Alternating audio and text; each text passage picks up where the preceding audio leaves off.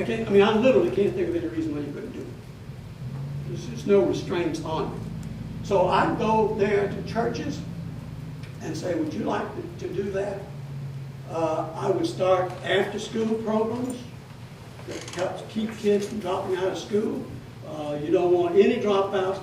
Every dropout you have is a potential future inhabitant of the prisons across the way. Head it off at the front end. Reduce, eliminate those dropouts. That can be done on one-on-one. A single volunteer meeting with a child. You've gone to the school and they've said, well, Judy seems to be okay, but she just can't get it. She gets discouraged. And so you could be her mentor, or I could be her mentor. Those can be done on a one-on-one basis. I would recommend that you do that. There are people, when we were over yesterday, a couple of days ago, in Clay County, some teachers came up, principals, and said, we would like to work on this. There are people in the school system who would like to work with it. Find those people and say, well, how do we work together? I don't know. It's going to vary with each individual. Okay. Now, one of the things that I'm urging you to do is to develop a community foundation. I told you that having worked with a lot of philanthropic associations, they tell us that the demand for the money exceeds their ability to meet it. The philanthropic associations is located in Indianapolis. They just don't have enough money. We're going to have, you go ahead, Jane. Well, they're already, Jackson County, for those of you that don't know, are very much involved with an initiative that, Vaughn, you may not be that aware of, which is RTI. Yeah, and Fresh Fork is a partner of it. And so Jackson County is, we're very much encouraging that not every county in the state of Kentucky needs to become their own community foundation, but become an affiliate or a component fund of one. Yep. So through 5 partners and the RTI in Jackson County is an extremely, so. And many people in the room here have been a part of that. Yeah, so. And one of the things that I want to do, I would be an honor to be a contributor to that program. And so Sandy and I have made out a check for $500 for that foundation on one condition, that the people of Jackson County match that. So $500, I'm not saying each person, but come up with another $500 and it's yours. And so you got $1,000 to start with. So that's our gift to Jackson County. It says how much we believe in you and how impressed we are with what you're trying to do. So we'll make that small contribution, but we'd like for you to also keep me up. I wanted to make this an anonymous gift.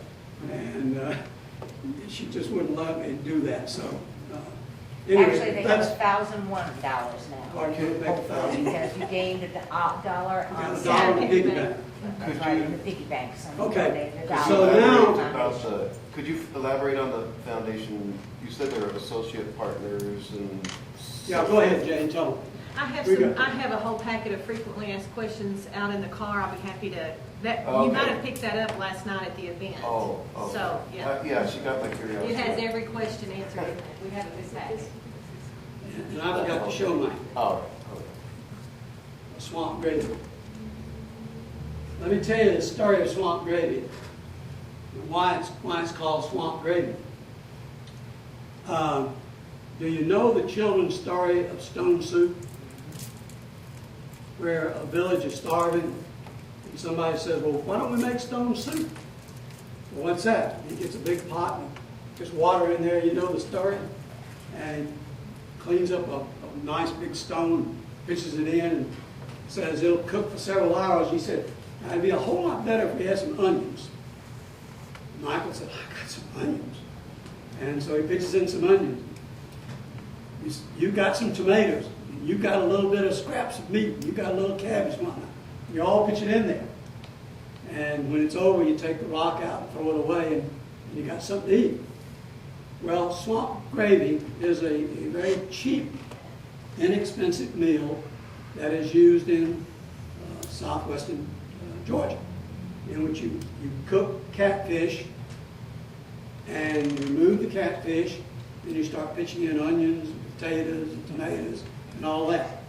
And so what they've said is, we've all come together to make our own swamp gravy. Some of the people act in the play. Some of the people produce stories for the play. Some of the stories create costumes. Some of them sell tickets. Some of them clean the bathrooms. This is a community, the whole county is 6,000 people. 2,000 people have contributed to Swamp Gravy. They've contributed, our last count, it's got to be way more than that now, was 155,000 volunteer hours. That was at 15 years in there. Yeah. 20 or 21. So that's the kind of thing that brings a community together. And I don't know what you're going to do with that. And how many people come through their town every year when they put it on? Thank you so much. It was great to meet you.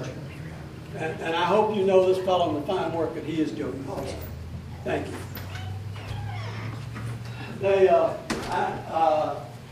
If you wanted to go, the play is done in March and October. And so there may not even be any tickets right now for October. But if you want to know more about that, Joy Jakes will be the keynote speaker at the Brushy Fork Institute. And then we'll tell her story in my class. So if you want to know more about that, you don't have to go down to conference. You just come over to Maria and you can get the stuff. So we're urging a community foundation, which I think is going to be able to fund a lot of the stuff that you're going to do. Last night I mentioned to you that the state of Nebraska has done a great job of that. With small communities, they've got community foundations that have, in excess of $1 million. And I mentioned to you that we have to establish one in Portland, Indiana. It's a little bitty town, not much bigger than yours. It already has $27 million. We fund almost all of our projects out of the community foundation. And that's really what drives also the education. So much the education programs. The other thing that I've suggested to you that for me is a natural is to develop a multi-county leadership program. Now there already is a multi-county leadership program in existence, so if there's one there, you don't really need to create another one. You just need to get fully involved in that. What you want is a community that is full of leaders. Full of leaders. And so I mentioned to you that places like Tupelo have been doing leadership training since 1949. I have personally trained over 3,000 in that one county, over 3,000 leaders. We have many, many leaders. A community that's run by a handful, a few people will be very ineffective. A community where you have lots of people engaged and working in leadership roles are just tremendously successful. And here I mentioned to the IDA board that people like Jack Welch, the CEO of General Electric, the first thing he did was to create a leadership development program to run GE. So he's got a lot of leaders. I saw a lot of leaders in your place yesterday. People comfortable in taking responsibility. Good companies have that. There is a very fine book by a man named Max Dupree, D-E-P-R-E-E. It's called Leadership as an Art. Do any of you know the company Herman Miller, the furniture company? You don't? You know Herman Miller. Herman Miller makes some of the finest furniture in the United States, maybe the best furniture in the United States. He was the CEO of the company. It's often listed as the best-led company in America. Profitable through the roof. And he says the first responsibility of any leader is to create other leaders. I think that's true. So I would urge you to develop a regional leadership development program. Now, do we have that model of community development? Do all of you have some place that you've got to go now? Jake had told me in advance he had to get away. What I'm going to show you as a kind of a review of everything we've said is this model. Now, while she's passing that out, let me give you background on that model. Make sure the copies are good. What I've done here, Laurie, is to pull together about 40 years of research on communities to say, how do things get done? Now, for me, I really need to see it, Keith, I need to see it in paper. If I was sitting here listening to somebody, much of it would go right out my ear. Quite frankly, I don't care how articulate the speaker. Show it to me. Let me see how it works. And so what I've tried to do here is just create a model of how this works. Now, the truth is, it's much more complicated than this. Much more complicated. You'll get one here, perhaps. You got one. And I have been working to show it in its most complex form. Laura, you'll appreciate this. Laura is one of the finest rural sociologists in America. Amen to Work- that. Pardon? I said amen to that. Yeah, and she's fortunate, y'all are fortunate she's working with me. But what I had done is take all of my data, 40 years of research, and say, how does this community development work? Putting it down on paper.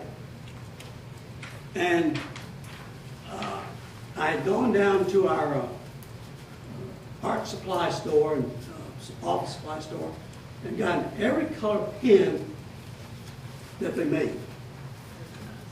Thank you. This is a pretty and I was showing all these things. What community development is about connections, right? It's connecting to each other. Just like this first story I told you. One couple connecting to the Methodist Church, connecting to other couples, connecting to teachers, connecting to ministers. It's all about connecting. So I had many lines.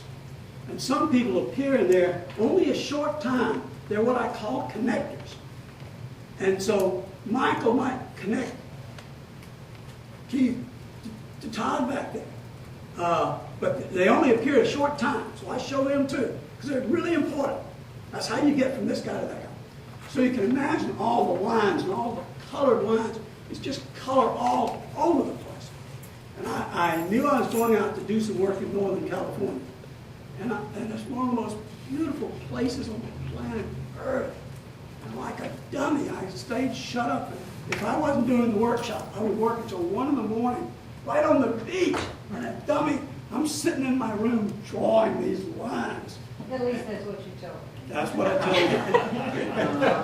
you. So I'm making this community development map with all these lines and whatnot. And I haven't even finished it, but it's time to leave. And I worked for a week there in that community. And by the way, they're doing very well.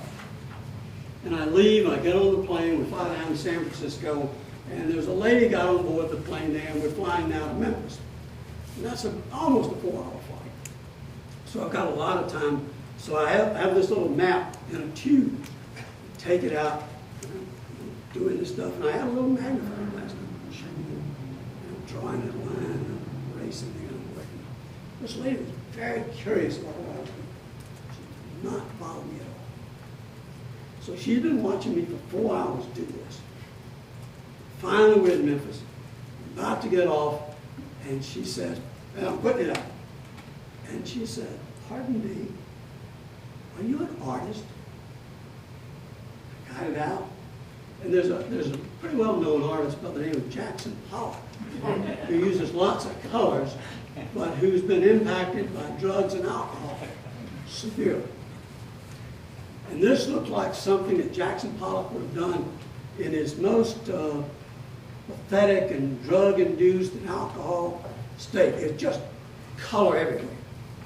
And I said, well, no, ma'am, I'm probably the least creative person you're going to ever see in my life. I'm not an artist. So she's very articulate and asked the right question. She says, but what is that? And I said, it's actually a map of how community development gets done. So she continues to pose vital questions.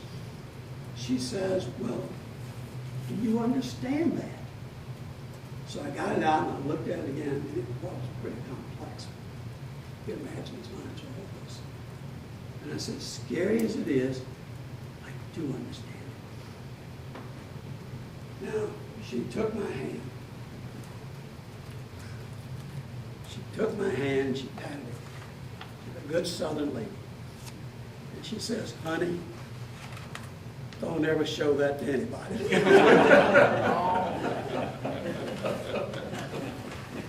So, I made it simpler, though I will tell you, this was not handed to me on some mountain.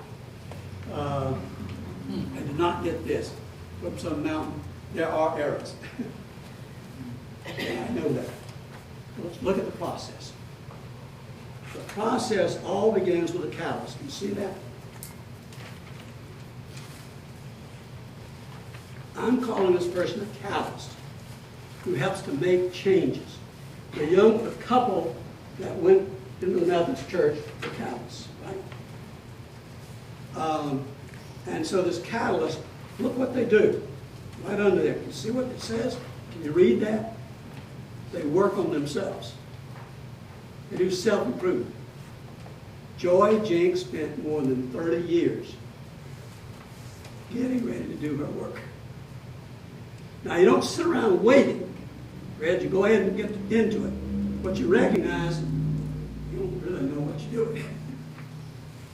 But you got a hard goal. You know it needs to be done. And so you're going to learn by experimentation. And you have enough courage to know I'm going to make mistakes. But you have enough humility to say, I'll correct it. I'll correct it. Because my ego isn't involved. So you're learning a lot about self-discipline, who you are, and how to do this. And so you're doing it all the time. But one of the things that Jim Collins writes about in Good to Great, he says the best leaders are the ones that have a sense of humility. Understand they not only can be wrong, but frequently are wrong. And they back off from it and learn from their mistakes. And so these people are learning a lot, not just their craft, they're also learning themselves. Now, it starts off usually with a really vague idea. We want to improve community. I guarantee you, when we created that all-black school in Dallas, Texas, the way we started, I told the story of an all-black school where the kids scored the 91st percentile with no dropouts. The way we started that school was one African-American woman said, I want to keep my children out of orange suits. We didn't start to make them the 91st percentile. We just want these kids to be safe. That's all we want. So it's a general idea. I just want to do something good. I'm not going to save the world. And so it's a pretty vague idea. A lot of people, Laurie, I find are trouble because they don't have a clear vision of what this is going to be. Almost nobody does. You're starting out to serve one problem. George McLean's trying to figure out how to get those poultry people more money than they make now. How to get the dairy people more money than they make now. He doesn't have an overall master plan. He's trying to solve an immediate problem that's right in front of him. Okay. So it's a pretty vague vision. It's not a clear vision at all. So what you recognize pretty quickly, you can't do it by yourself. You can't do it. So what you want is somebody that has as much personal commitment to this as you have. And so we find these people very quickly get a partner that believes in this, has the skills and whatnot, and so it becomes two people working on the problem. And then they begin to build teams. Who else do we need on this project? Notice, if we're going to do tourism, let's say, I would literally sit down and say, who else needs to be on this team?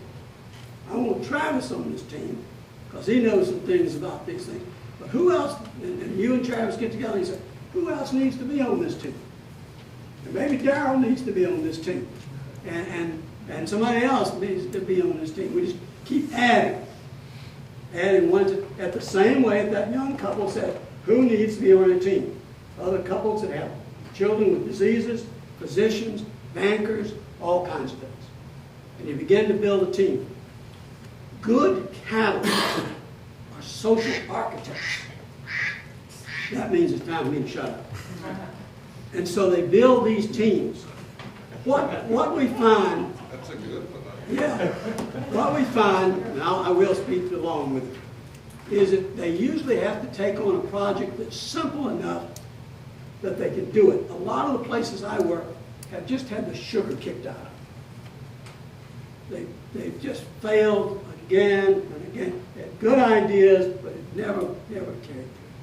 We talked about this 2 days ago. They have to get down to a project where they're not going to fail. Could be as simple. Sandy has put together a group that helps to clean up our community. So every fall, she emails about 30 people and says, we're going to have a cleanup session. There's kids on there, students and adults. We only have 355 people our whole time. And so we'll get about 30 people that'll help clean up our town. We meet at our one restaurant for breakfast. Then we all take our rakes and our bags and we clean it up. Then we come to our house for barbecue or chili. And it's just a fun thing. And people look forward to it. And they say, when are you going to do that again? Well, we do it again in the spring or whatnot. It's that simple. You take on a project that's so simple, there's no way you're going to fail. That's why you really need to start with physical appearance. Get enough people and just do it. And it'll build a confidence, and a transformation tends to take place when people say, hey, we did it. This looks pretty darn good. You take a lot of photographs before and a lot of photographs after. And if the newspaper will show it, that's one of the things that they did so well in Tupelo, was they applauded everything. This is wonderful. We're going to feature it. And it's going to build that sense of pride again. Now you get serious about it. And now you begin to do what we call possibility thinking. What else could we do? Could we really take on that program of developing first-rate arts in this area? And if we could, who do we need on there? And what are our assets? In other words, who are people who are already doing good pottery? But what are the external assets? Well, the external assets may be Becky Anderson. Maybe. But who could help us with this? We know darn well Maria could. Maria is going to be a good partner in so many of your projects. I'm not going to overload them. Talk about promise neighborhood. Promise neighborhood. These are things that we turn to. So you've got your internal assets and your external assets. And you begin to pull them together. And now you often form an organization that does that.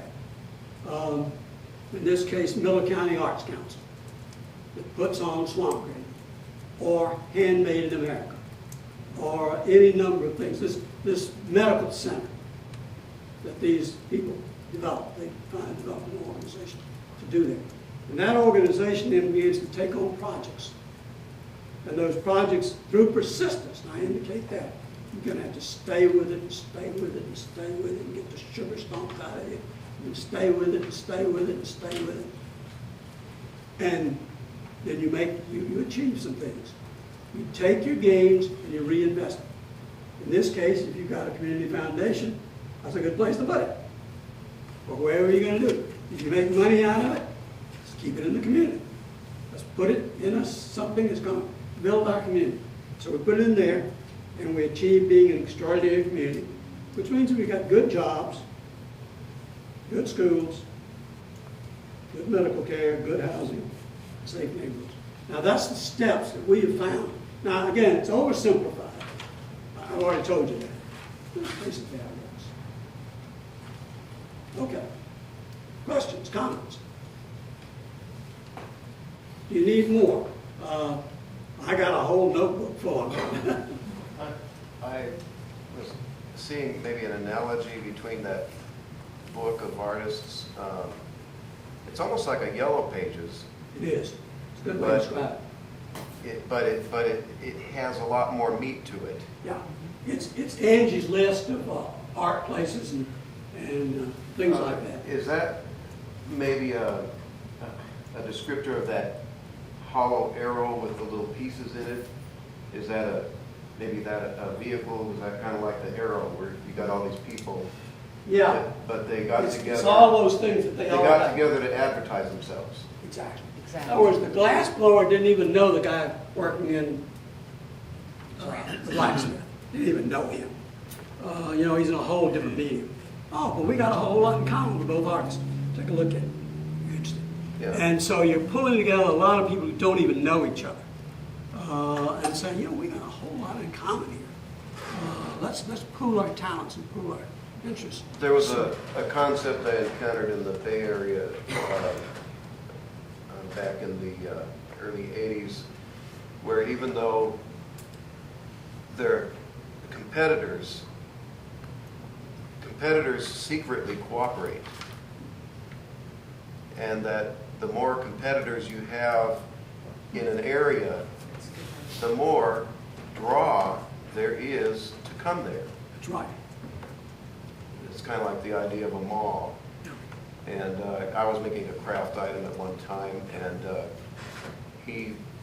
this guy I met put together a directory with people he met on the road who were doing the same thing, and then he sent out this directory to all of his customers.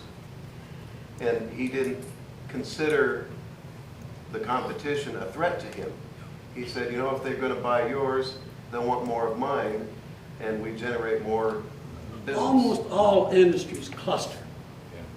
If I ask you, what's a beer city? Where does much of the beer originate in the U.S.? Where do you know? Milwaukee, right? Now it's all over. Tires, where were they centered? Around Akron, right?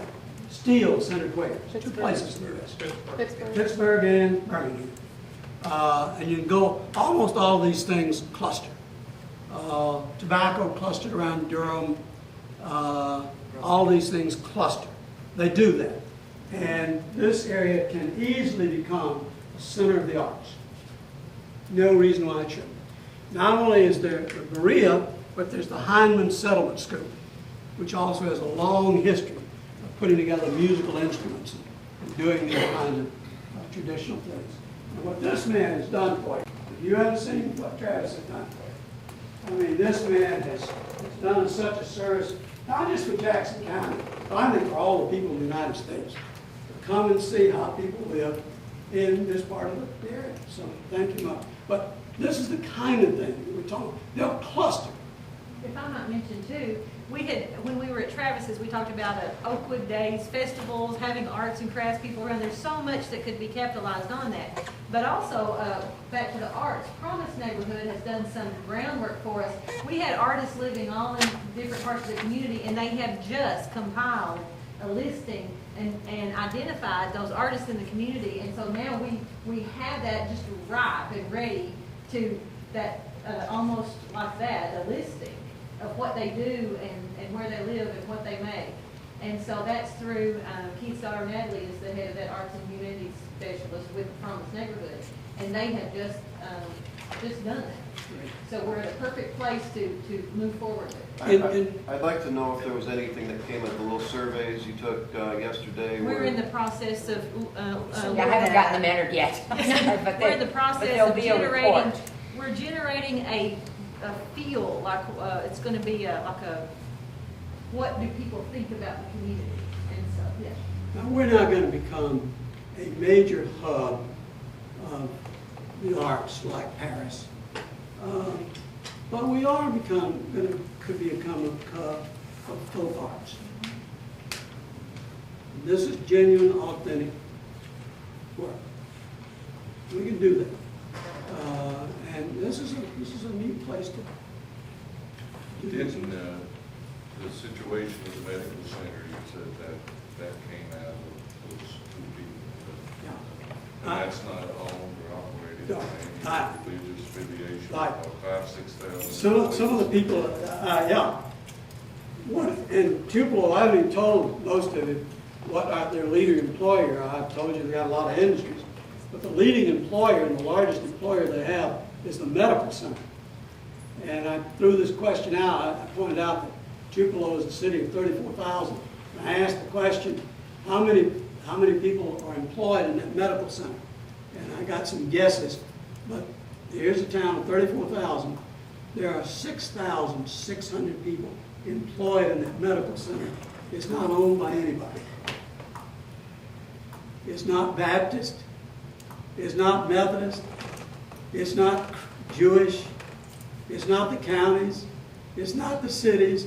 The community just came together and built it. It generates close to $1 billion.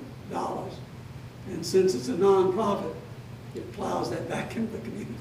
So now, as you see, we've got another economic engine. It's just driving us.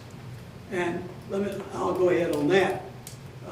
If you're going to do that, I mean, if somebody told me that, and I know a little bit about community tech, I think not likely.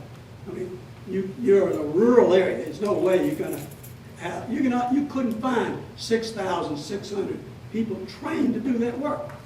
So the question I ask you is, how could they have done that? We don't have time to explore it all the way, but they have 2 universities, 2 community colleges. You take a guess at what they specialize in. Is medical training. I've got a question, I'll preface it. In design and engineering, one method is to come up with a crazy idea. And you go around and show it to people and they tell you, well, that can't work. It won't work because of this. And you go to the next guy and he says, that's stupid. It can't possibly work because of that. Yeah. And so a good designer will do this and incorporate all the objections into the solution because they've pointed out the obvious now why it can't work, and if he can solve these things, Yeah. he gets his idea going. Now, with that stated, you mentioned naysayers last night, and you didn't want to go there. Yeah. And I take it that means people critical of what you're doing. Not necessarily. I just wondered where you were coming from. People when would you say, did oh, that. we can't do that. That's the thing. I was just curious about where you were coming from. No, today. you can do it. It's just a way. Have you read Steve Jobs' biography of Steve Jobs? No, I didn't. What he put together. That's neat. That's neat. And he does a lot of what you're just talking about. But again, there'll be a lot of people that say, you can't do that. Have there been people critical of what you're bringing forth that, I mean, what are they saying that is critical? I mean, because you can incorporate these things back, but I was just curious if there was anything that... I think the most common objection is, well, we're just a poor community and so we can't do that. Okay. I don't know if it's a criticism, it's just that we're a poor community. And that's why it seemed to me so important to show you that what George McLean did was he started in a poor area and he worked with poultry farmers. He didn't try to save the state of Mississippi or the South or the United States or even Tupelo. He's trying to get one egg farmer to make more money this year than he made last year. One dairy farmer to make more money this year than he did last year. But often the naysayers are those who have been in the position for a long time and Yeah. have a vested interest in status They quo. may not want change They because want change change. threatens their position. I've got something to bring up there. Well, I'll say that right now. I know the prison was brought here to make money Yeah. for the county, but I'd like to see that thing fail, because I'd like to see those people who they want to put in there productive Yeah. people. So, I mean, in a converse way, I don't mean any harm by it, but I'd like to see the people that they want to lock up doing good. So, I'd like, in that sense, I'd like to see that That's an fail. important point. A very good friend of mine, Sandy and I, and we visited it with him, was a superintendent of schools in Winona, Mississippi. And he's now retired. And what he does, he spends every free moment going to the state prison, working with whichever prisoners he can to help them. And I think that's great, getting other volunteers. People in prison are not necessarily stupid people. No. They may have a variety of skills. And so actually I admired a Johnny Cash who went to the prisons and who recognized these as human beings and worked with them. They're not stupid. And I would love to see an enormous prison reform that somehow we keep our people safe. We're not talking about Yeah. there's a bunch of rapists. Yeah, that kind of murders. thing, yeah. We're not talking about that. Let's figure a way in which it costs us so much. I mean, the figures I see are just mind-boggling what it costs us. And these are lives lost. And some of them, I've worked in detention rooms. There's some mean people in there. Sure. That you don't want to release. But there's people there that Yeah. are salvageable. You make a distinction on who's salvageable and workable. Yeah, I would tend to agree with you. Other questions, comments, observations? I think you were talking about swamp gravy, and one of the things I remember about that is something like every time it's put on, something like 64,000 people come through that town. Oh, how And, much do they add every year, Sandy? We've got it on our, They we add got $1 a million video. per year to the income of Miller County. And that's people Per coming year, through, that's their passing average. through. Yeah. So that's just, Well, yeah, that, I don't know, you know, Ron, it may Oh. also include some of the new little startups, Mhm.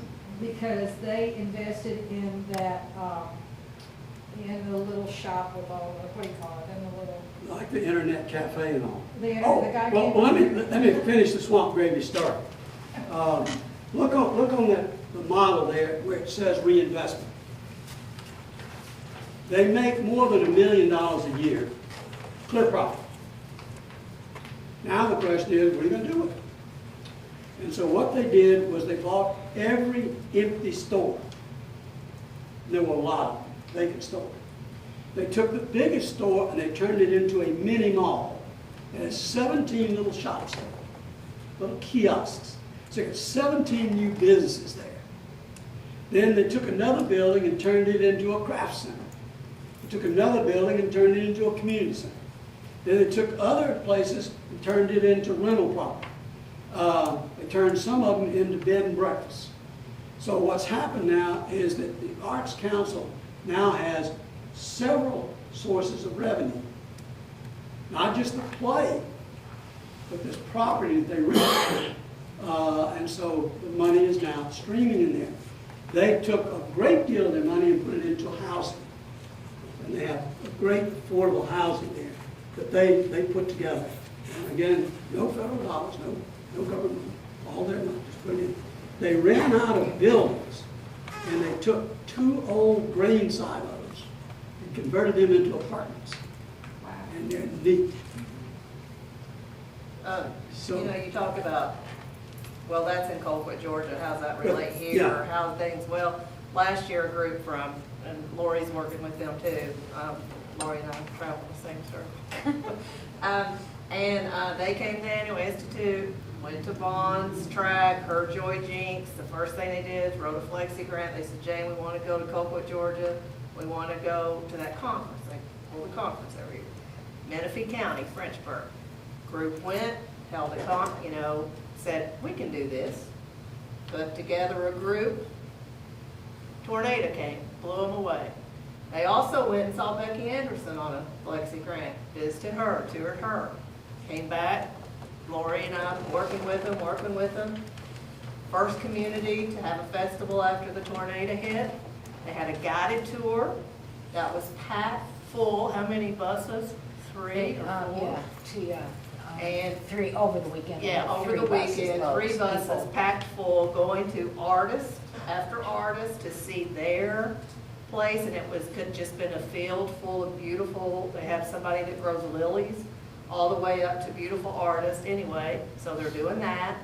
And then they did the play that night by all the youth, and they have over 80, this is Frenchburg, Kentucky, over 80-some people involved in that play.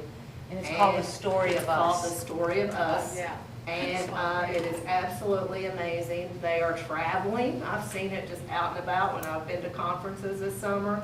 It was so popular, they're putting it on this Friday night.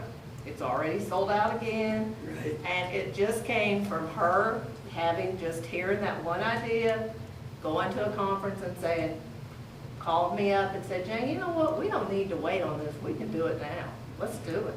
And Lori and different people working with them. So I guess what I want to say is it can be done. It's fixing what you see and hearing and not saying, oh, our community doesn't have artists, or oh, our community doesn't have this. It's figuring out what our community does have and how you can work it around that to make it fit in your community. So, and they got, through Lori's unbelievable ideas and help, she told them and she helped them figure out a way to make what was a tragic, devastating situation in that county the most human element and humbling and full of advertising, and they had the biggest crowd ever at Mountain Music Festival. They had more people ever. They had sold-out performances, you know, and everything. They had a volunteer from the community develop a website, and it's still up. It's called Mountain Memories Festival.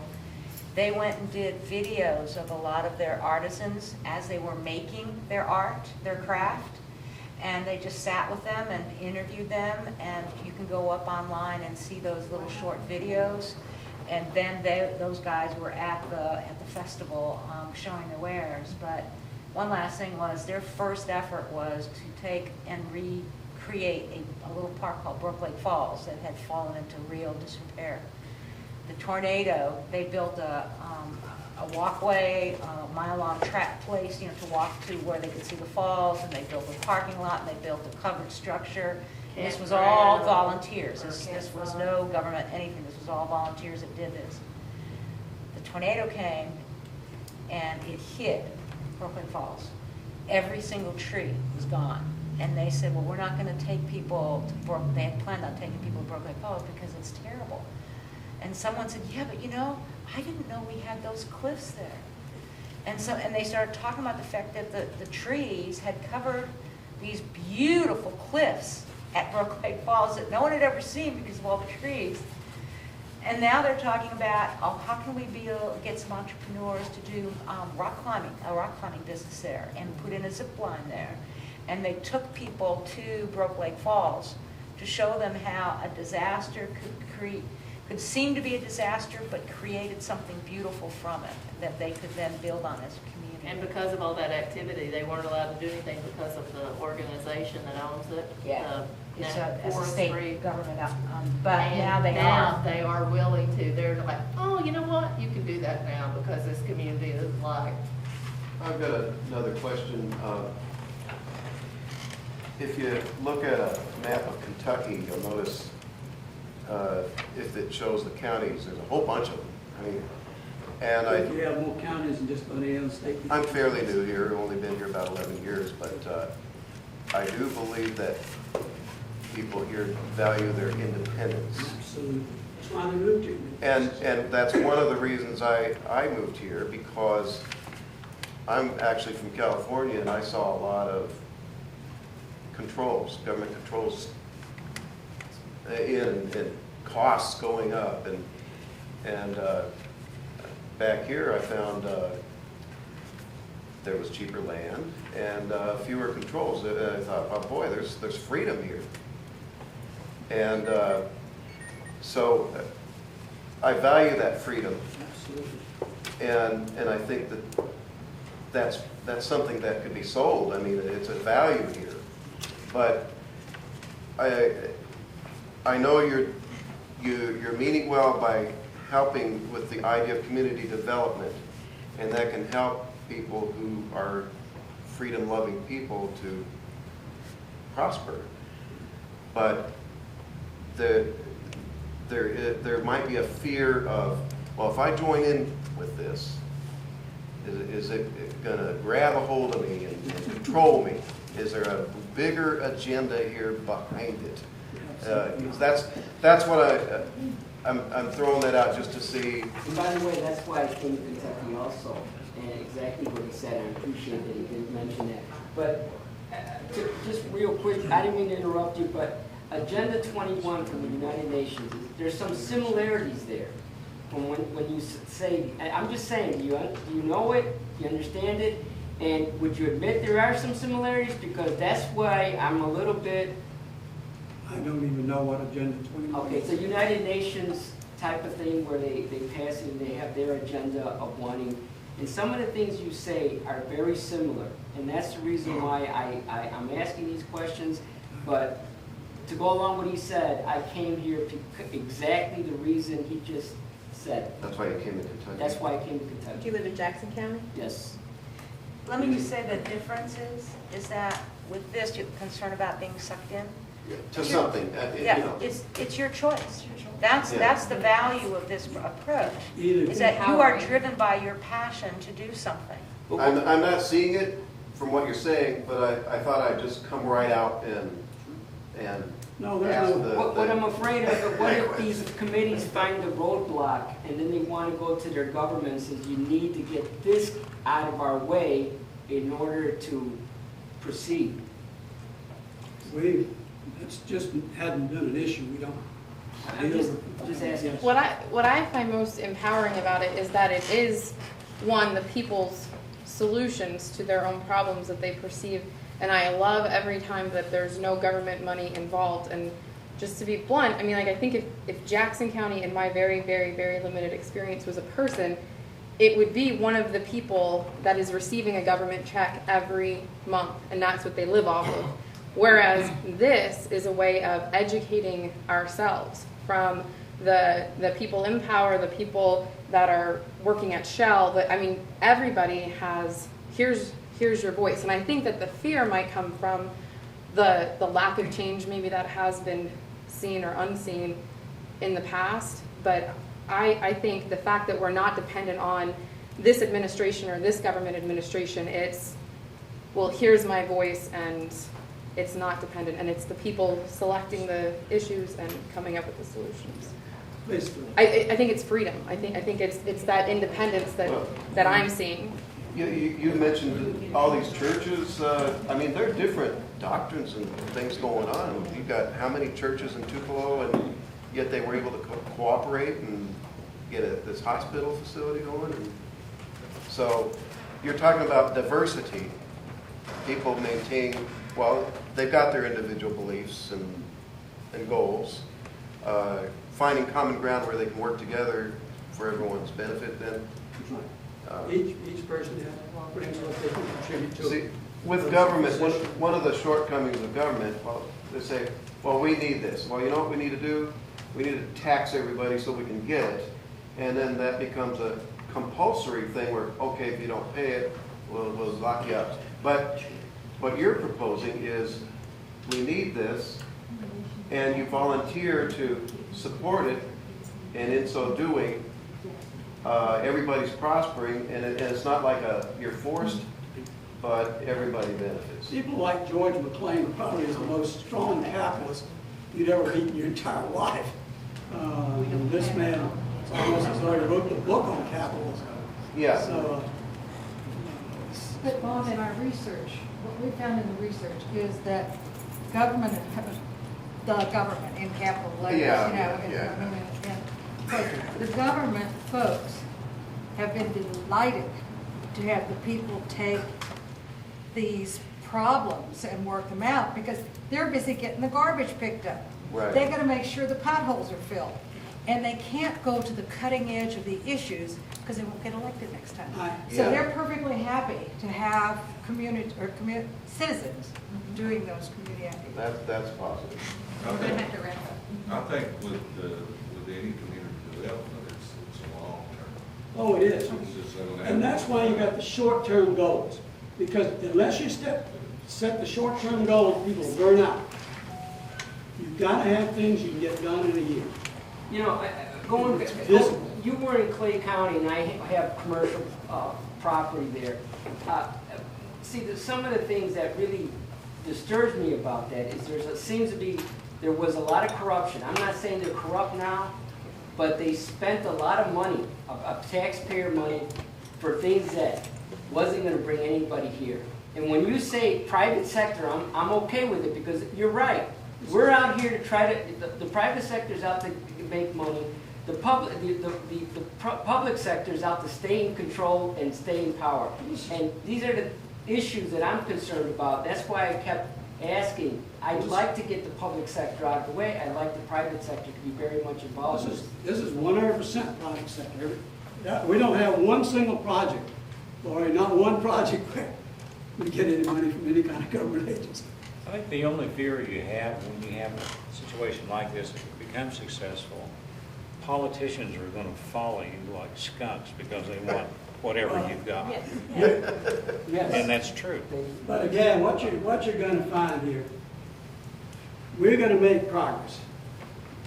And you just put those fears, I mean, you don't need to worry about that now. What you need to do is worry about how do you get these things, how do you use these assets? How do we use these? And the purpose of today's exit conference with Vaughn is for him to share his expertise with us and ideas that he sees, that he thinks we can come together and move forward. And so, so that's just up to us then, how we do that. And so we appreciate all of these very, I think, insightful observations that are specific to our town. It's not just some kind of plan that would fit everybody, but he's taken the time to give us some very meaty things that are specific to our town, and I very much appreciate that. And Yes. I've cited again this telecommunications program here, which is great. And Travis Sparks. If you've not been to this place, you don't know what an asset you've got here. I've never seen it. This is incredible. Where's it located? Where's So that? tell us, Same room. do we have any pictures of it? This is Right inside. what you're gonna see there. They actually do. This is Inside- almost- inside. There's we know of a community that's spending hundreds of thousands of dollars to try to do what he's done. Is that private property though? Can you just walk in? It's his property, you can't work on it without asking him to come. In fact, the gate says no trespassing or something like that. But if you make arrangements to come and see his place. His number's in the book. Happy to show it to you though. Oh, yeah, he'd love to show it. He showed it to us today. Many of you received this last night at the event. I brought 10 of these today if there's anyone who did not already get one. And then we have a few of these, the bigger book of Vaughn's. This is a more detailed description of the whole Tupelo story. I have just a few of these if someone wants a copy of this. So I have these over here as you go, and I think we must wrap up and let people have some refreshments, which we appreciate. We appreciate PRTC for hosting us and providing the refreshments. Artists, and often they don't want to become good at business.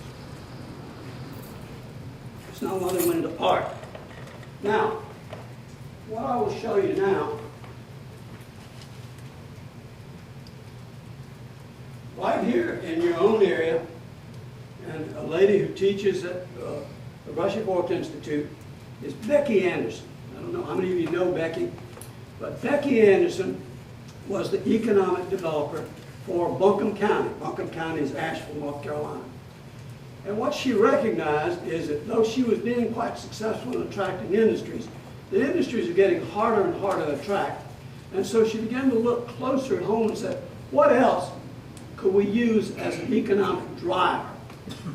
And so she identified people in the various handcrafted arts in western North Carolina.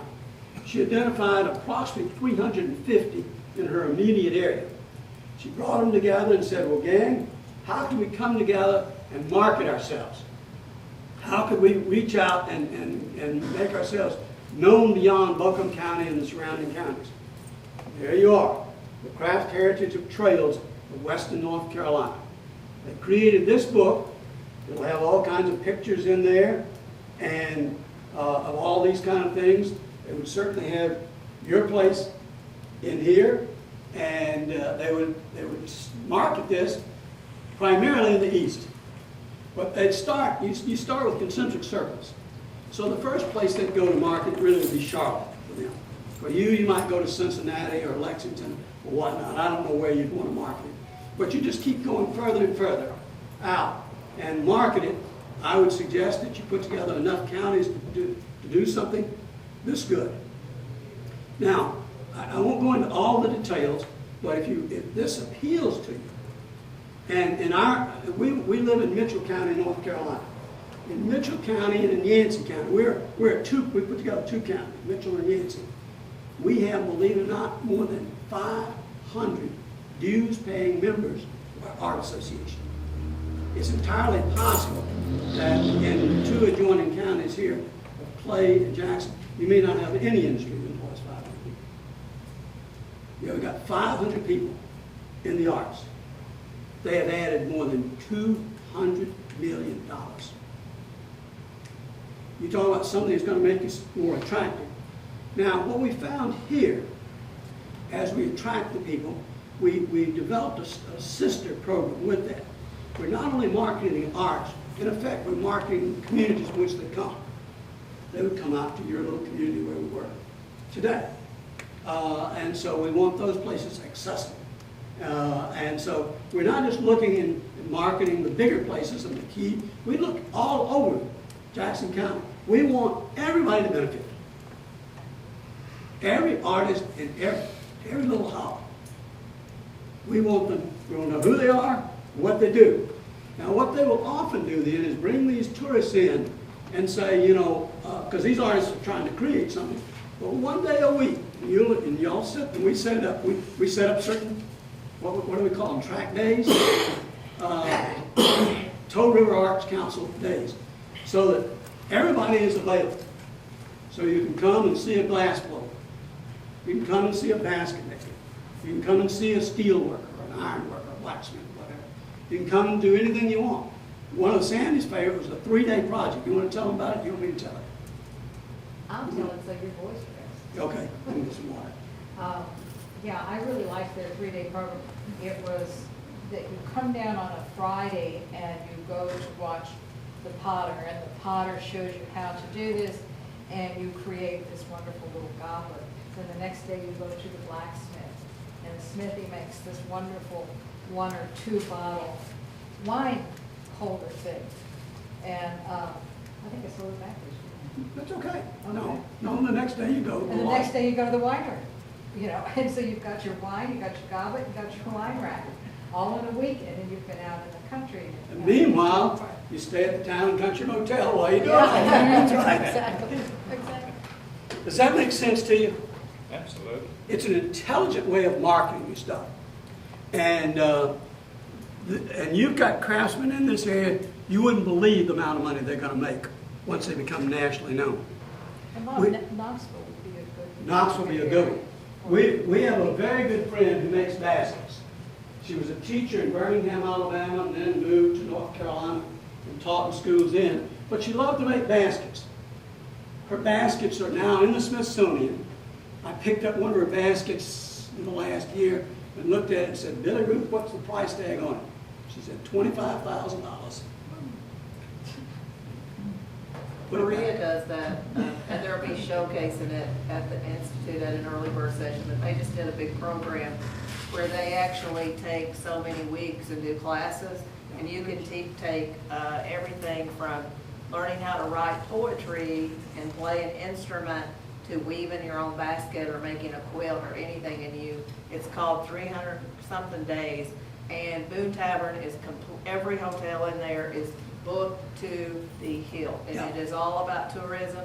It's all about having people taking classes, and they're showcasing that Tuesday afternoon because it's such a huge successful And Jane's program. already given my advertisement, which was to say, Maria College is a hub of this. And what a lot of the artists tell me is that the more artists you get, the better the business is. Let me just say that Laura? for matching your size, Barberville does this with their Redbud Festival. Yeah. They have 2 days prior to Barberville Redbud Festival, they have classes like this. They do cooking classes, regional cooking classes, as well as other kinds of arts and crafts.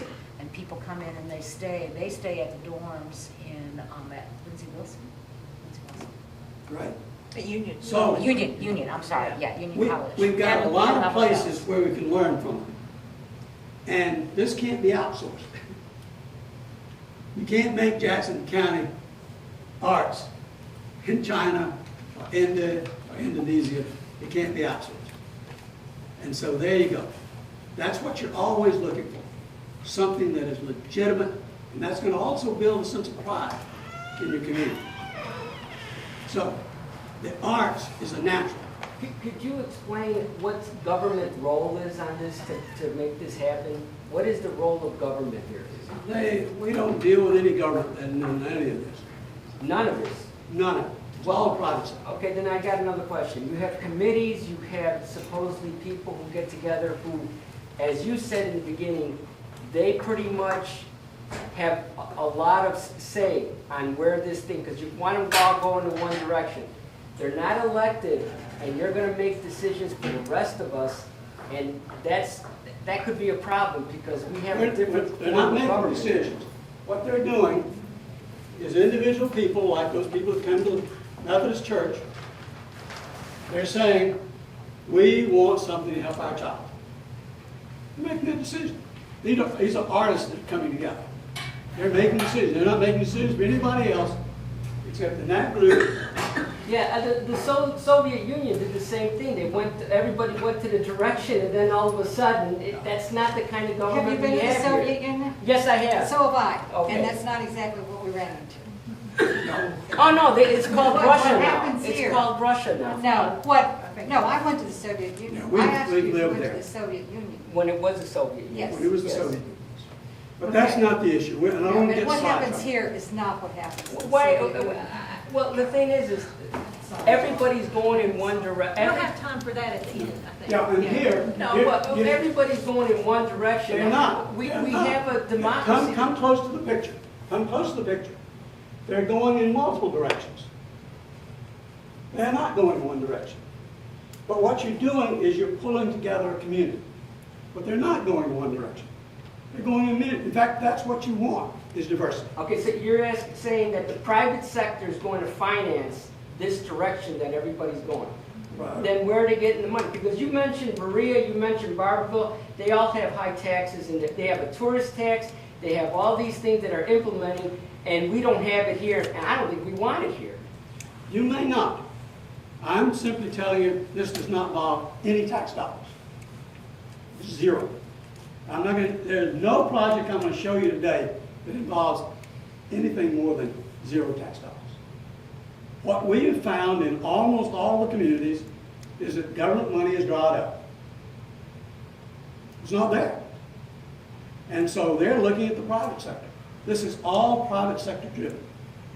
Okay, then one more thing. Then what you're saying, then you want government out of the private sector's way. Yeah, I'm not arguing with government one way or another. I'm simply saying that by and large, this is driven by the private sector. It's driven by individuals to meet their own private needs. That's it. And the story I told you about the couple that's trying to get help for their child, that's this story writ large. Instead of having a child that's sick, you got an artist that says, I'm making a product and I'm not getting much for my money. How do I get more for my money? And we say, well, put together books, work together. All right, now, so here's what we've got. The next thing I'm going to tell you about is swamp grading.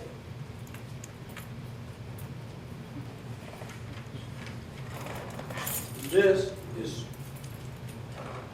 keep me on my time. Run the windows. Y'all keep me with my time. You're doing fine. You're good. Okay. Now, I'm going to take you now to southwest Georgia, a little town, population 1,869. It's Colquitt, C-O-L-Q-U-I-T, Colquitt, Georgia.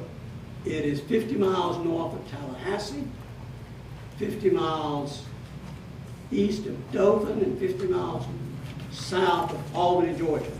And I give you those directions because I want all of you to go there and spend your money there.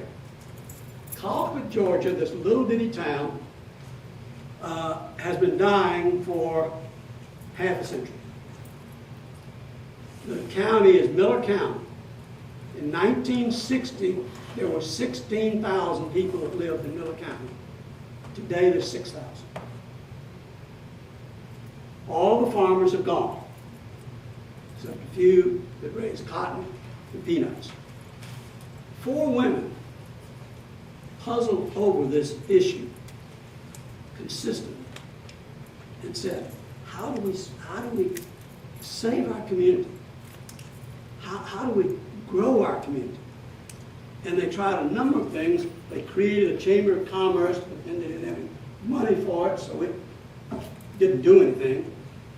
What they came up with, they look around and they ask the question that I'm urging you to always ask. What are our assets? Your natural beauty, your forests, the love of a small community. That's an enormous asset. What's your assets? And in this little community, which was dying, the people came to think of themselves and often described themselves as the people left behind. That was a term that they heard often, was that we're the people that are left behind. Everybody else went off to Atlanta and New York and San Francisco and whatnot, and we got left behind. And I hear it everywhere I go, that the best and the brightest leave. And I told the story that our friend in one town said, I get so damn mad hearing that the best and the brightest are leaving our small towns. He said, hell, anybody can make a living in Atlanta or Charlotte. It takes brains to survive in a town of 357. And he says, we're among the best and the brightest. Well, that's the message this community wanted to deliver. We are. We're not the riffraff. And so these ladies came up with, well, I'll tell you exactly how they came up with this idea. You're always looking for ideas. Always, always, always, always, always, always, always looking for ideas. Always. And so she has gone to a meeting in New York. And there she has met a fellow who's majored in theater arts at Northwestern University. They have a conversation. This is very typical. Community development takes place with these conversations, just like that young couple having that conversation. And so the conversation goes more or less like this. Joy, you're trying to find a way to improve the quality of life in your community. Have you thought about community theater? No. I don't even know what community theater is. Well, he said, I'm majoring in community theater. And here's what I'd really like for you to do. Would you be willing to go back to Miller County and gather your stories of Miller County? And then give them to a first-grade playwright. And I'll direct the play, and she'll write it or he'll write it. And we'll put on a play that will try to instill a sense of pride of who they are. This is exactly what you've done with your village. This is a gentleman who grew up here who said, this is a part of my past. And I'm proud of this. I want people to see it. And he tells a story there with the buildings, what life was like. And to honor the people who created, in effect, this county. And who never made much money from it. But they were good people, intelligent people. And this is what it shows. And so you're telling that story right there without any words. There it is. There's a story of a community. So what they do, though, they get a grant from the Humanities Council, and they,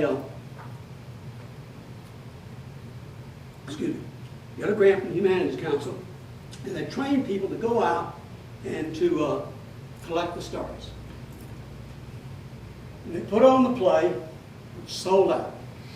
All it was designed to do was to instill a sense of pride, telling their story. But they found that a lot of people wanted to hear it. And in fact, in the neighboring towns, they said, well, would you come over and do that for us? And so they broke it up into little mini plays and took it over. Well, they started with a budget of under $2,500. 4 ladies. They built it to an annual budget in excess of $2 million. They are one of the largest employers in Miller County, people who work on this play. And they put together this play and they tell the story of Miller County. Now, I got to tell you one story. I've got to tell you this one story. They feature aspects of life that are real. Some of them are poignant.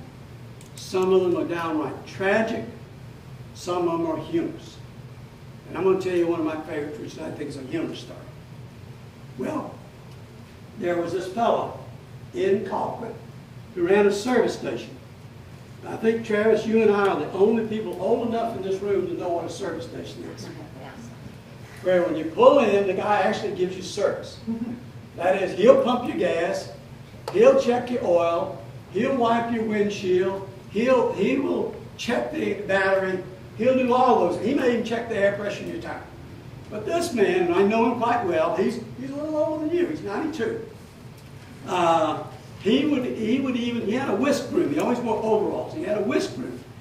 And when you pulled into his place, he would take his whisk broom and a little dustpan, and he would sweep out your floor mat. Is that neat? Now, none of you ever had service like that. In other words, you're looking after your customer to the nth degree. So everybody, of course, went there. Well, as he got older, it got harder and harder for him to get down on his knees to sweep it out. So what he did, he's a bright guy. He hooked up his hose to his compressor, and he would just take the floor mats and just use the air there on them. And so he had to put up that whisk broom, and it was a sad, sad day. And this guy is hard of hearing. He can't hear thunder. He loves the Georgia Bulldogs, and I was trying to talk with him about the Georgia Bulldogs, and to get up to him and holler in his ear, "What's that? Georgia Bulldog, you got it right." Okay, so he's going deaf, and he can't get down, so he has the whisk broom goes. And but he loved that, and everybody knew about the whisk broom. If he'd had a neon sign to advertise it, it would have been that whisk broom, a great big whisk broom. Well, the inevitable happened. Two ladies from New York, traveling from New York to Tallahassee, come through pull up in his service station with a very common request. "Fill her up, and do you have a restroom?" Now, he hears the fill her up, but when they say, "Do you have a restroom?" he thought, my gosh, even people in New York have heard about this whisk broom. So he's thinking they said, "Fill her up, do you have a whisk broom?" He doesn't want to lose a customer. Man, this guy's customer-centered. So he says, "Well, no, ma'am, we had to give that up. But if you'll back it up, we'll blow it out."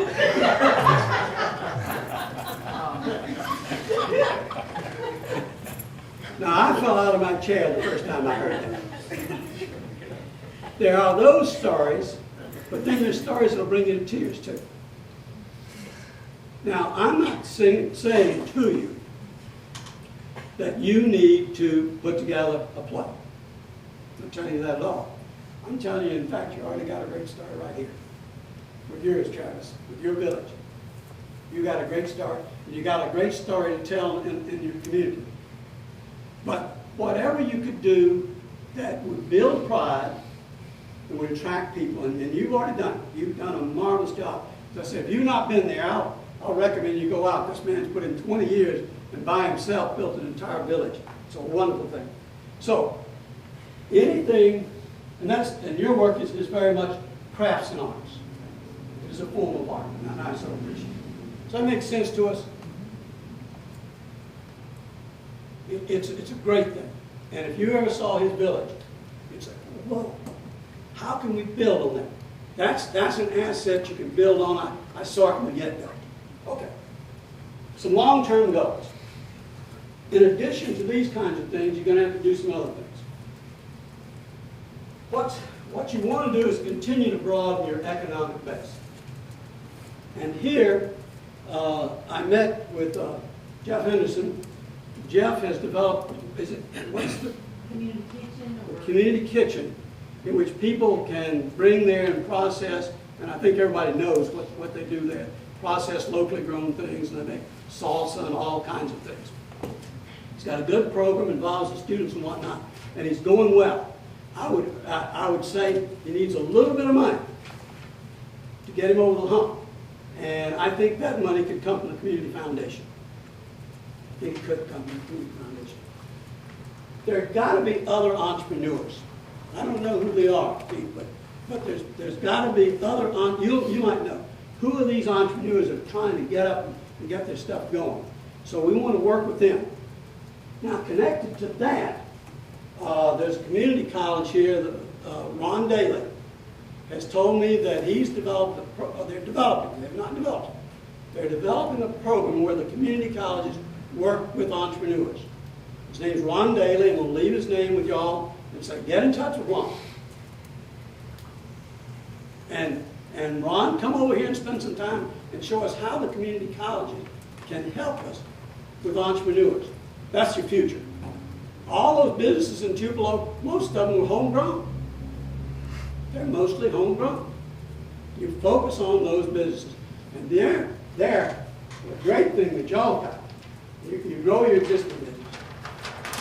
over to PRTC, what an asset. I've not seen an organization this impressive in a small town, all of this. This is an impressive operation. I worked for years with the governor of West Virginia, governors of West Virginia, who said we can't get anything going here in West Virginia because it's simply too expensive to build highways. And we said there will be a time when teleelectronics is your highways. So you can operate almost any business out of Jackson County, combining your business with what you people do. You got your highway. When I saw that yesterday, it just blew me away. Wow. You've got the fundamental infrastructure. You've got something better than anything they have in Tupelo. They would kill to have an asset like that. Now, what you can do now, among other things, I'm not recommending this, you might want to go to Eastern Kentucky, or UK, or Korea, or whatnot, and particularly talk with business school professors and say, have you considered starting your own business? You teach business. Have you ever thought about starting your own business? And we've got something that you can use. Come over here in Jackson County. We've got an industrial development authority that will help you with this program to get it up and going. We did this in my hometown. We took 4 business professors, and we didn't contribute much at all. Most of us just contributed our money. They started with the 4 people of them. They developed a software that they used in banks. They now employ 250 people with an average salary of above $65,000 for those employees. So you can do it here. You may have entrepreneurs already at that level, but if you don't, the business schools will have it. I would urge you to get over and try to entice some of them. Go out and recruit them just like you were recruiting an industry. And say, do you have any ideas for starting a business? Because we've got an electronic infrastructure here. We'll let you work anywhere, not just in the United States. Michael, y'all have the capability of working anywhere? Yeah, okay. So we're not limited. So, looking at that, and here I've got connecting to resources. I mentioned Lon Daly there at Hazard Community College. I mentioned the community colleges and the universities.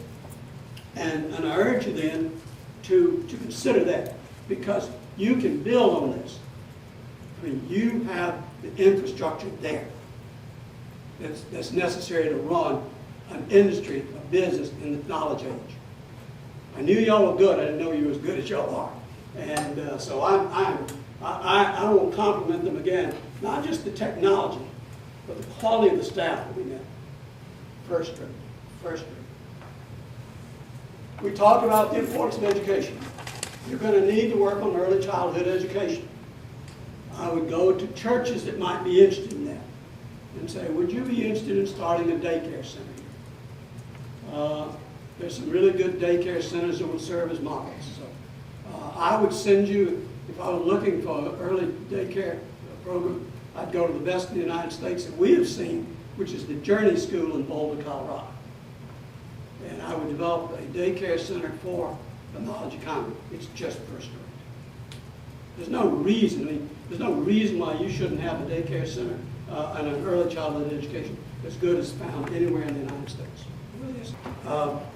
Let me first of all just thank all of you. I've had a chance to meet you. And thank you for taking the time to come out. And as you know, I've been here now for several days, had a chance to look at this area. And just to repeat, I've been to Eastern Kentucky quite a number of times. Can't remember how many times or what period of time, but I do have a feeling for the region. But this gives me a more in-depth feeling about a particular place. And so I thank all of you that made that possible. That's a great experience.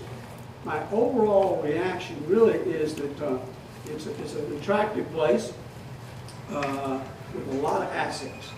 just a lot of assets. I mean, everywhere I looked, I saw things that could be used to build on. So I commend you for that. And then the purpose for this meeting really was to make some suggestions after being here several days, after meeting with a lot of you, lots of conversations, to say, well, what do I see and what sort of things would I just propose that you might want to consider further? You're in charge of your community. You make the decisions as to what gets done. And so I'll just simply say, well, here are some things that I would urge you to consider. Now, let's begin with the proposition, which I think is correct, that probably about the only person that really likes change is a baby with a soiled diaper. And other than that, most of us tend to resist change. And that tends to be true, I suspect, all of us. We're not all that comfortable with it. But we don't have a whole lot of options in the sense that the technological changes have occurred, the demographic changes have occurred, the globalization has occurred, and it's not going to stop. Now, hey Bob, and now we're left with the situation that in order to have a good place for our children and for ourselves, we have to make some adaptations. So I don't think change in this case is an option.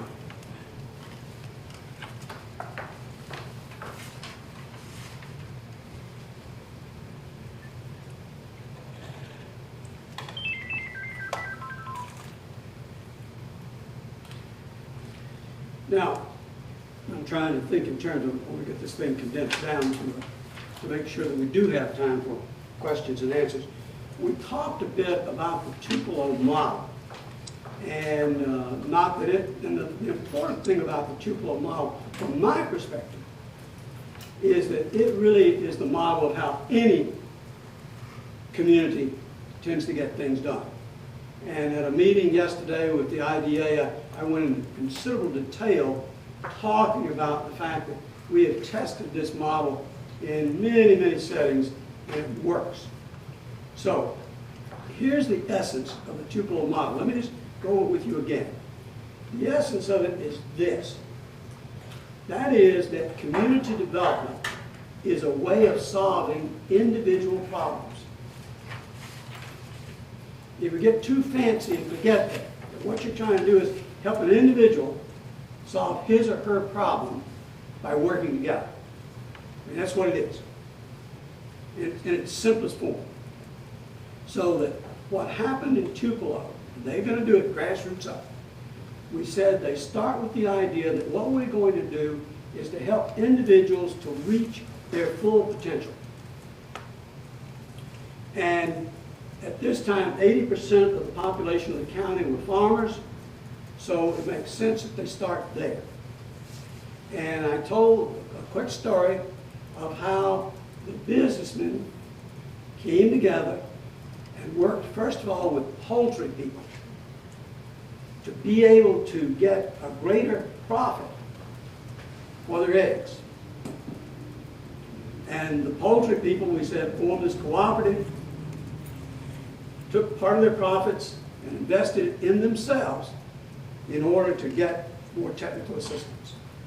Then they moved from that to dairy. That's where they really hit it big. Although if you looked at agro businesses and you will see that the poultry still is centered in this part of the area. So they've done well and kept on.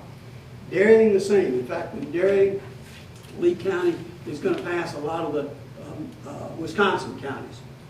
So the money goes directly to the farmer. Directly to the farmer. The farmer now, hey Jane, come on in. Sorry. This is Jane Higgins. For those of you who don't know Jane, she is with the Brushy Fork Institute at Berea College, and a neat, neat gal.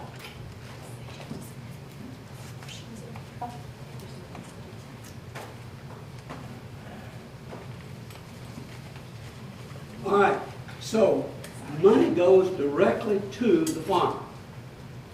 That means the farmer now has money to grow his own business, which is in fact what they will do. And their businesses will grow. They have enough money to take care of the children, to feed them, provide them good health care, provide them all the kinds of things.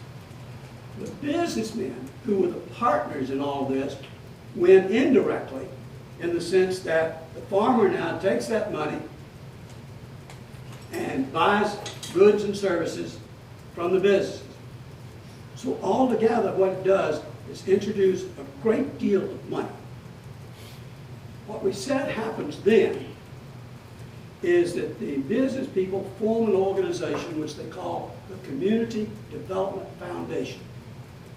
And the closest most places would have would be a Chamber of Commerce, but this isn't really like a Chamber of Commerce. It's far more extensive. And so the Community Development Foundation becomes the economic engine, and it works with all facets of life in the community. Not just economic development, but housing, recreation, and transportation, and almost every aspect of life, they're able to deal with this. So this becomes our economic engine, and what they're going to do is to take the money that they get from their members and invest it in the people. And their initial investment essentially is in education. And they're going to put lots of money into education.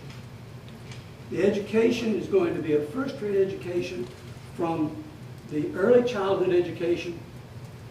There you will get a good first early childhood education all the way up to technical schools, vocational schools, community colleges, and 2 universities that they have put there. So that they're equipped for the knowledge economy. Okay, now, what I didn't tell you, and what's important to tell you so that you don't miss it, is that this whole process creates what the Tupelo is called the Tupelo spirit. The founder of the Tupelo model is George McLean. Can y'all hear me back there? Okay. Yes. And so I asked Mr. McLean, if I were to explain to somebody the Tupelo spirit, and I think you have to get this to understand, and this leads us right into Jackson County. If I said to him, tell me about the Tupelo spirit, how would I describe this to somebody who's never been to Tupelo? And he told me 2 stories. I'm going to tell you one of them now. There was a couple there in Tupelo whose son had a form of palsy. And they could not get it treated in Tupelo or in any of the places around that area. The only place they could go was Atlanta, Georgia.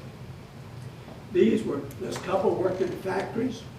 It was very difficult to get off, but they didn't have to take time off to go to Atlanta.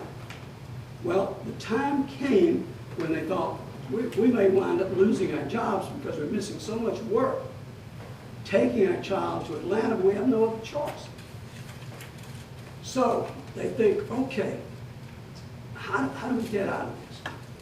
Now they're good Methodists, and they go to their minister and said, our son Bobby has a form of palsy, and we have to take him regularly to Atlanta to get care. Would you be willing to announce to the pulpit our dilemma, and that anybody interested in working with us on this that has a child who has some problems, meet us in the church basement at 2 this afternoon, 2 Sunday afternoon. Well, the minister said, well, why don't you make the announcement yourself? It'll be much more useful. And so he said, well, we don't speak in public, we're just factory workers. And he said, no, would you do it? So in the church, he announces Mr. Smith and Mrs. Smith have something they'd like to address to the church. The man stands up, and I don't know whether you have this fear of public speaking, but many of us do. We may learn to overcome it. But for many of us, that's the worst thing in the world. And the poor guy stands up and starts to tell the story of Bobby, and he hyperventilates. He can't even breathe. And his wife takes him by the hand, and she stands up and said, what my husband's saying is, our son has to get treatment in Atlanta, and we're looking for maybe another couple or so that has a similar problem, and let's talk about what we could do together. So we asked you to meet in the basement of the church at 2 this afternoon. Well, they show up, one other couple shows up. So, of course, they say, oh, God, we can't do anything. Now, what they do there, and what I want to remind you, and all of you are smart enough to know this anyway, they keep going back to their resource, back to their asset, and that's the minister. So the two couples go back to the minister and say, oh, well, that's all that showed up. Would you call other churches so that we can go out and make that announcement? And he says, sure. So let's create a telephone tree. I'll call about 5 or 6 ministers. They'll call 5 or 6 ministers.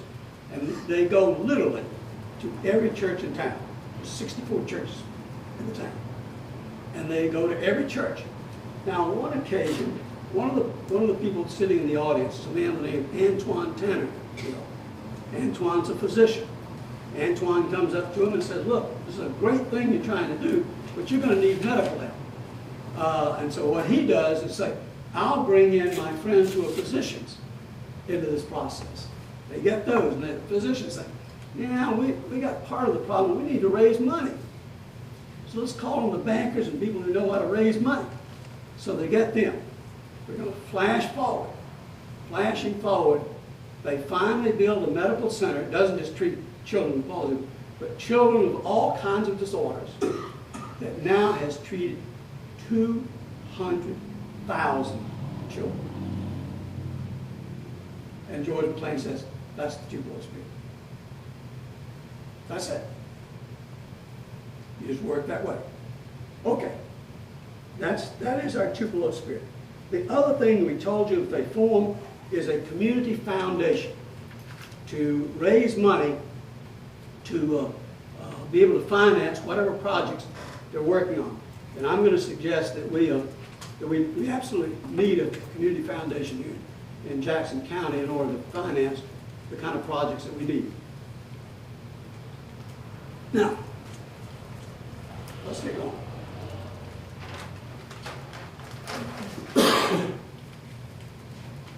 What Sandy has done here, she's far better artist than I am, is make 2 drawings. This drawing shows what I often find in many communities in terms of a sense of direction. You've got your city going one direction, your county going another direction, maybe your health department going another direction, your education system going another direction, and so forth. In fact, if we had political figures here, the mayor might say, well, hell, I can top that. I got one member of the board going that way and another member of the board going, and that's not unusual. That's a common pattern for what happens in communities. Now, you don't have to have a degree in physics to figure out that's going to put a lot of energy, but you're not going to move. In fact, what it's going to almost certainly assure you is you're going to probably stay just about in the same place and kind of wear yourselves out, frustrated that you're not moving in any direction. A better model for us might be this model here, in which what you'll see is there's no way you're going to try to coordinate and say, well, you got to do this and you got to do that. No, it doesn't happen. What happens is somebody like Travis here says, I'm going to build a village. And in this case, he built it by himself. A remarkable village. Here's a man who's going to develop his program and devote his life for this. So you've got a number of people doing these things. And what we're suggesting is that you develop a program, it's again really just a suggestion, you develop a program like they have in Huntington, West Virginia, which they call Chat and Chew, in which people meet together on a Thursday afternoon at 5:30 after work, and they have drinks. You may have coffee or whatever you want. And they just talk about what they're interested in having happen. And so Bob over there might say, well, you know, I'm interested in tourism. And so the people interested in tourism will gather around his table, and they'll talk about tourism and how we can do it. Wanda might say, well, I'm going to push this community foundation. People will gather around that. Somebody else says, well, I'm really interested in teaching and education. So people gather around the table there. And what they do then is they just begin to develop things that they'd like to work on. things they're gonna invest their time and energy on. And in a very real sense, if that happens, the community will begin to flow. And it's a very organic process. There's nothing imposed on there. And what I like about that is this. It's this little arrow right here. That group right there might actually have the best idea. They may very well have the best idea, and in time, this arrow, this whole thing may switch around and move sort of in that direction. So it's a way that each individual begins to think about their problems in the same way that the Smith family thought about their child with the disease, and they take on those problems and they begin to address them. Does that make sense to you? So that's sort of the basic model that I'm suggesting that you use. And you said, well, is that a model that these successful communities use? The answer is pretty much yes. I don't know if they put it up there in diagram, but pretty much yes. Now, so we're talking about developing some short-term goals and some long-term goals. And here, I don't know if you can even see it from there, but the first thing we said is maybe a check and sure. What you want to do in a community like you have here in McKee and other places too, is build a sense of pride. If you've got a sense of pride, build it and build on it. Add to it all the things that will add to a sense of pride for your community. And here, for example, if you say, what's the most common things that people do? The most common thing that communities do is to have cleanup days. And what they do is a clean green program, in which your town's quite neat, actually. By the standard of small towns, it's quite neat. But could it look better? Yes. And so what you might want to do, and this is throwing this out as a suggestion, you might want to get with the various universities and community colleges and say, well, you've got a program in landscaping, architecture, and whatnot. I suspect you got students working on their master's degree and whatnot. Would they be interested in putting together for us a design for the community to make our entry points look like this and that and the other? And we raise the money, and they'll probably come for free. And then among our citizens, we get together the money. And I don't know if you have in your various schools some kind of a horticultural program where they might grow their own plants. I have no idea. But I suspect somewhere in the area there is this kind of thing. This man has been so busy with all these, he might himself know all these things. But what you'll want to do is to make your community look loved. It's real. We love our community. Sandy knows that I can and you can too. You can drive through the community and tell us love. Go to the public spaces. Look at what they look like. Go to the schools. Look what they look like. Go to the churches. Look what they look like. And you'll get a sense of whether the community is loved or not. One little community we work with, a tiny little community, that had lost their school, lost everything, had no industry, just a dying community. And this couple got out the telephone directory and said, let's call our people that we think be interested in helping work on a sense of pride. And what they came up with was, let's have a Christmas parade. And so they all agreed. These 10 couples said, we're going to put on a Christmas parade. We never had that. They go to the local school and say, would you get the band ready and have a Christmas parade? And they have a Christmas parade. And every little shop has a candle. Sandy and I can take you to that community today. And it's a community we live in. It's 357 population. And last year we had over 50 participants. Now, some of them were their parents pulling a children's wagon with the children sitting in the wagon throwing candy out. Some of them brought their little horse and buggies. Some of them brought little Shetland ponies with their children now.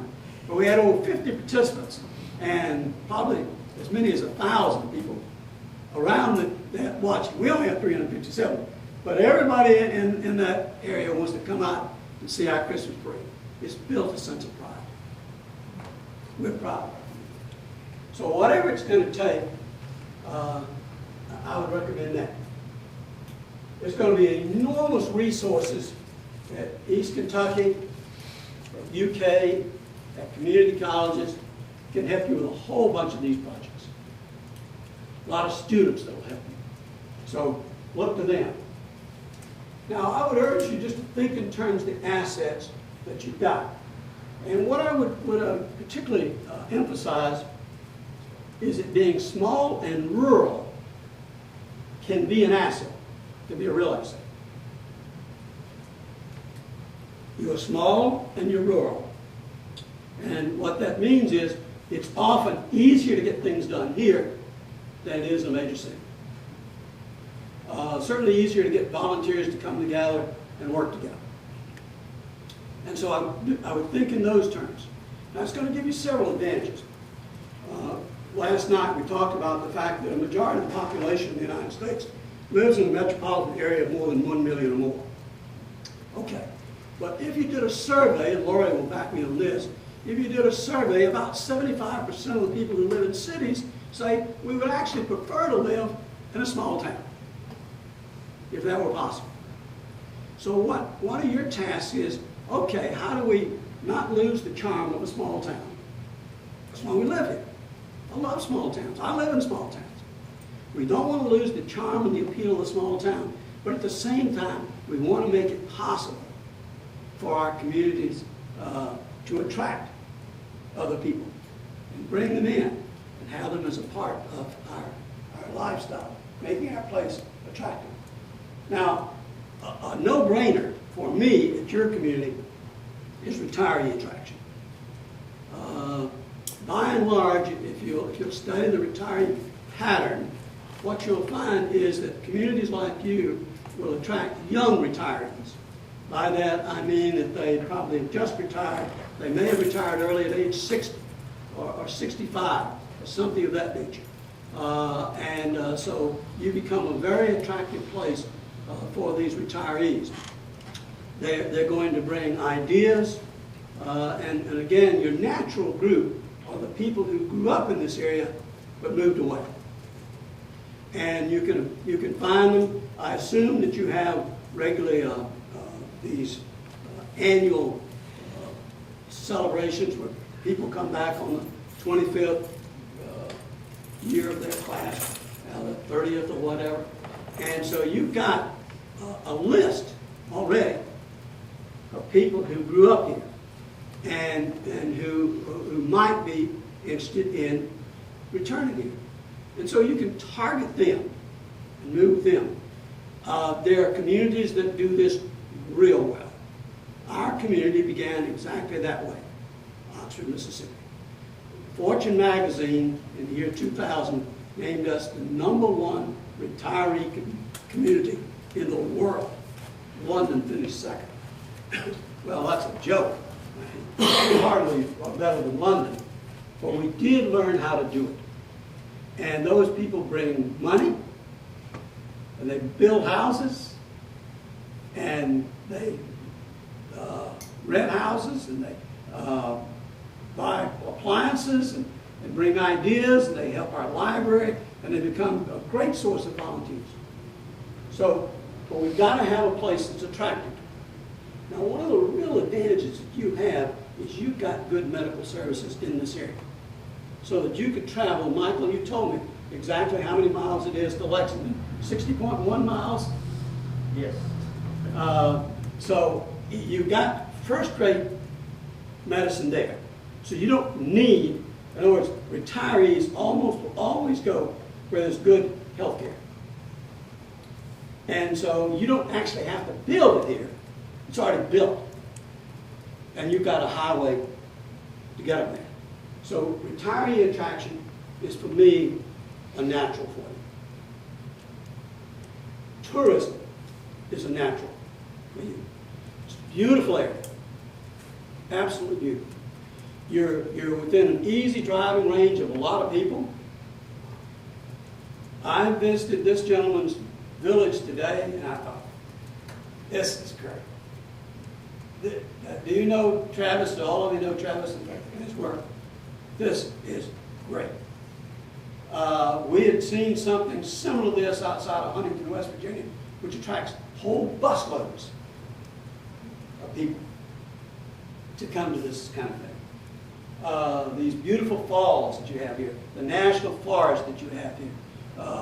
I was even saying that for me, as a novice, and Travis, I'll even suggest this, I don't know if you could plant tobacco on your area and then also create a tobacco farm, create a tobacco barn, so that people could see tobacco as it's growing and then could see it as it's drying and whatnot. But there's so many attractions here. I mean, I couldn't even begin. So Bob is interested in that. This is a man who runs a motel, and there's a lot of people who have a self-interest in attracting these tourists.